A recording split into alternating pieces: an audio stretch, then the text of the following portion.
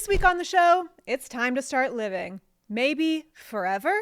We're taking a look at the field of longevity science to see if it's more than just the fantasy of billionaires.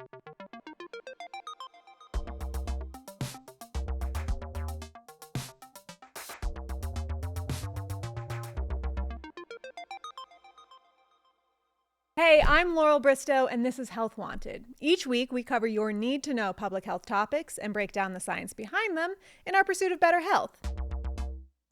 In 1984, German synth-pop band Alphaville asked the question, do you really want to live forever? For the extremely wealthy, the answer appears to be a resounding yes. Pretty much all the major longevity research centers are pet projects of the wealthy.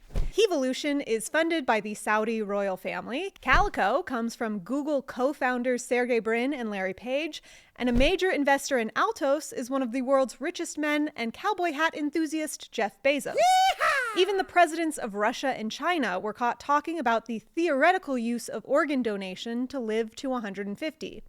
The connection between wealth and funding longevity research makes sense. Trying to outrun our natural conclusion has to come with a price tag, and if I'd spent my entire life trying to get more in a world where so many had so little, I too would likely be worried about finding out what's on the other side. But for years, the optics of the rich trying to live forever had made the field a sort of science fiction punchline about greed. After all, who hasn't heard the urban legend of one ultra-wealthy celebrity or another being cryogenically frozen with plans to be thawed when all disease has been eliminated? I can find a cure. Leave us. Sure, boss. We need quality time.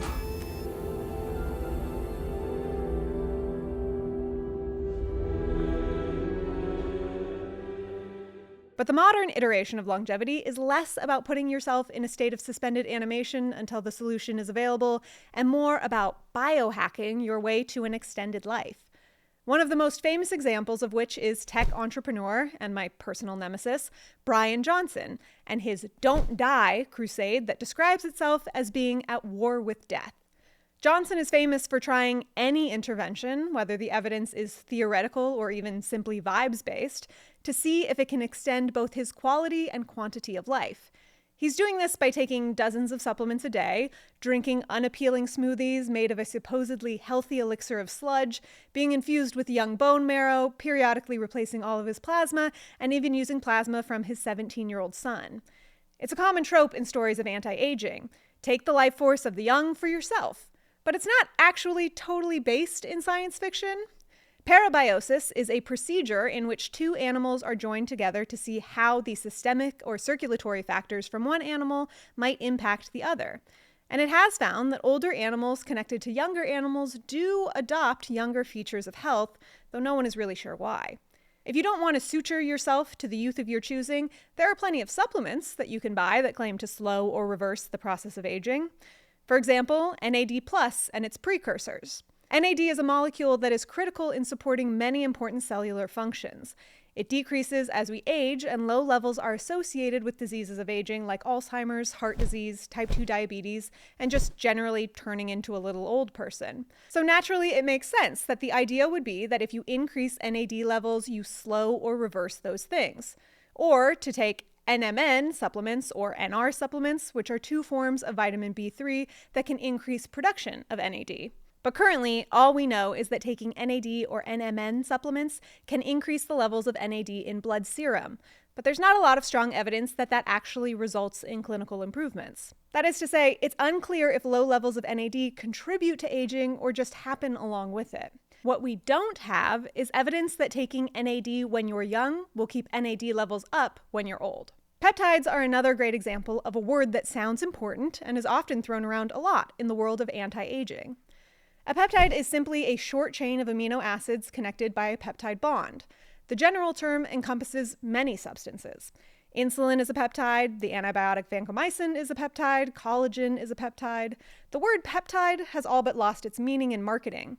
Saying a product has peptides is like saying a drink is liquid. Water is liquid, and so is antifreeze. Doesn't really tell you much about what it contains.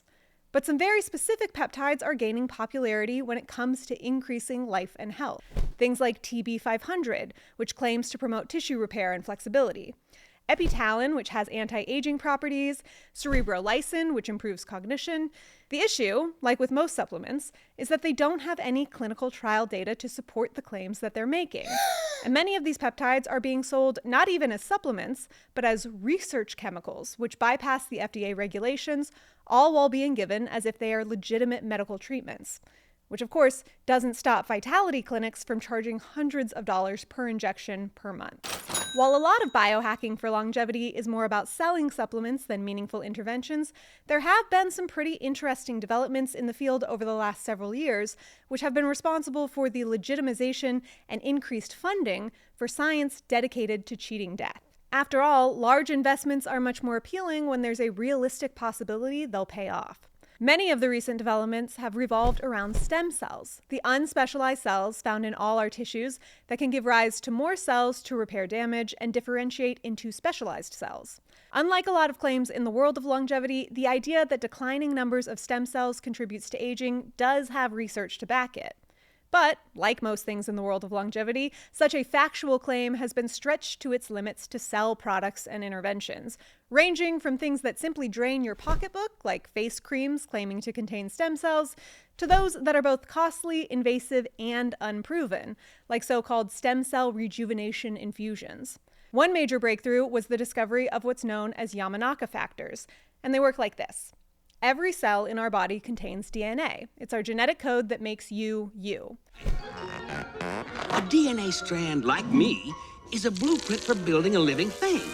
And every cell has the same DNA. What changes from cell to cell is the epigenetics. That's the instructions for which part of the DNA gets expressed. Turn this segment on and you get hair cells. Turn this segment on and you get kidney cells. Turn this segment on for heart cells, and so on. There's a particular segment of genes in the DNA that, when activated, turn into embryonic stem cells. These are the unspecialized cells that we're all made up of in the days immediately after conception, when we are but blobs waiting to be shaped into humans. These cells are known as pluripotent because they have the ability to turn into whatever cells they need to be, like hair, kidney, or heart cells. Unlike adult stem cells, which can turn into a limited variety of cells based on the tissue that they're found in. Just like toddlers being given a career pep talk by their parents, pluripotent stem cells have the potential to become anything their little pluripotent heart desires. If you're a researcher looking at issues of the cardiovascular tissues, you probably need some heart cells. If you're doing research on insulin production, you might want some pancreatic cells. For a long time, in order for scientists to grow specialized cell lines for their particular research, it made the most sense for them to start with embryonic stem cells, the blank slate of cells, which they could then direct to grow into whatever cell types they needed. This comes with issues of supply and also ethics. These cells come from aborted fetal tissue, often from a pregnancy that was terminated decades ago and the cells kept dividing in a lab. But still, the idea makes some people uncomfortable. Enter Shinya Yamanaka. He figured out how to identify and activate the set of genes in DNA that code for these pluripotent stem cells that have the ability to grow into any specialized cell. By exposing any mature cell to these so-called Yamanaka factors, you can switch off the genes that cause the cell to be a hair cell or kidney cell or heart cell and turn on the genes that make it a stem cell, thereby reverting it back to a blank slate that can be reprogrammed to any cell you need. Which is obviously huge, not only for labs that need specialized cell lines, but also, potentially, for medicine. In theory, you could take someone's easily accessible cells, like blood or hair or skin, regress them into stem cells, what we now call induced pluripotent stem cells, or iPSCs, and turn those cells into cells that they need, like new neurons for someone with a degenerative brain disease, or new lung cells for someone with lung damage. And because they're your own cells, you don't need to worry about the immune suppression that would have to come with cells that have foreign DNA. To be clear, we're still a good ways away from creating new organs with these cells, but these Yamanaka factors have also become an important part of longevity science.